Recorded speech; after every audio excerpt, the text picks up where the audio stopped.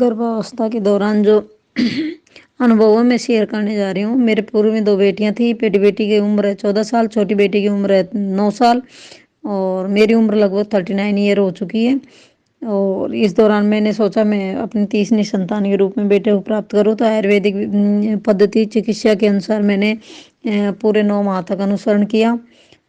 इसी दौरान भाई गोविंद जी से मेरा संपर्क हुआ और मैंने समय समय पर भाई गोविंद जी से भी सलाह ली और डॉक्टर से भी मैंने संपर्क किया। केवल डॉक्टर से परामर्श किया जानकारी लेने के लिए, क्योंकि मुझे इतना अनुभव नहीं था। और डॉक्टर के द्वारा जो दवाएं बताई जाती थी उनका अनुभव उनको सेवन नहीं करके मैंने आयुर्वेदिक दवाओं का सेवन किया। भाई राजीव दीक्षित जी के द्वारा जो बताए गए थे उनका भी मैंने सेवन किया और मेरा यथा योग्य सामर्थ्य जितना था उसके अनुसार मैंने इस दौरान मेहनत की है।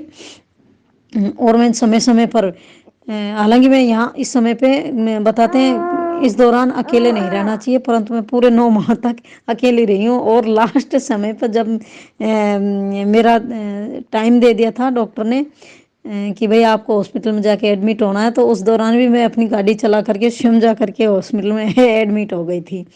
तो मैं आप सभी से ये बताना चाहती हूँ कि इस दौरान अगर किसी भी तरह की समस्या हो तो घबराना नहीं है, अपना आत्मविश्वास बनाए रखना है। आत्मविश्वास अगर है तो हम सब कुछ कर सकते हैं। जैसे मैंने इस समय पे देखा कि डॉक्टर ने मेरे से कह दिया था कि आपकी उम्र काफ़ी हो चुकी है और इस समय पे आपका कंसीव होना एक तो कठिन हो जाता है, परंतु मैंने हल्की सी आयुर्वेदिक दवाओं के सेवन करने पे मैं कंसीव कर लिया। और कंसीव करने के बाद में मैंने लगातार महीने वाई मंथली चार्ट जो बनता है उसके अनुसार आयुर्वेदिक दवाओं का सेवन किया है।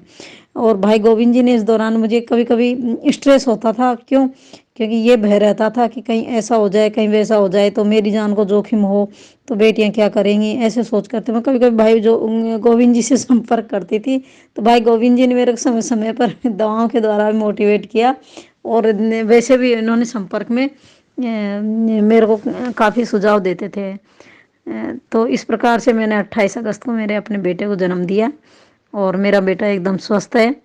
और पीलिया हो गया था, पीलिया होने बेटे को पीलिया हो गया था 4-5 दिन बाद में। पीलिया होने के बाद में भी मैंने भाई गोविंद जी से पूछा तो मैं थोड़ा एलोपैथिक की हेल्प तो ली, परंतु मैंने आयुर्वेदिक का पूर्णतः उपचार बेटे के ऊपर अप्लाई किया, क्योंकि डॉक्टर कहते हैं कि 6 माह तक के बच्चे को ये नहीं देना चाहिए वो नहीं देना चाहिए। मैंने अपने दूध में ही वो दवाएं देना चालू कर दिया। जैसे पीलिया में उन्होंने बताया कि आँखों में दूध माँ का दूध डालना चाहिए और पुनर्नवा की वो जड़ है उससे माला बना करके बच्चे को पहनाना चाहिए और धूप का सेवन करवाना चाहिए आदि आदि इत्यादि बहुत सारी दवाएं हैं जो उनका मैंने सेवन करवाया। खुद के खाने में भी अपना पेट साफ रखने जैसी चीज़ें हैं, ये सारी चीज़ों का सेवन किया है मैंने। और मैं भाई गोविंद जी को बहुत बहुत धन्यवाद देना चाहती हूँ और इन्होंने ऐसे समय पे मेरी बहुत मदद की है। और ऐसे समय पे मैंने अगर किसी भी तरह की कोई परेशानी हो तो घबराए नहीं और मुझ लायक कोई संपर्क में अगर कोई सहयोग चाहिए तो मैं सदैव आपकी सेवा में हूँ।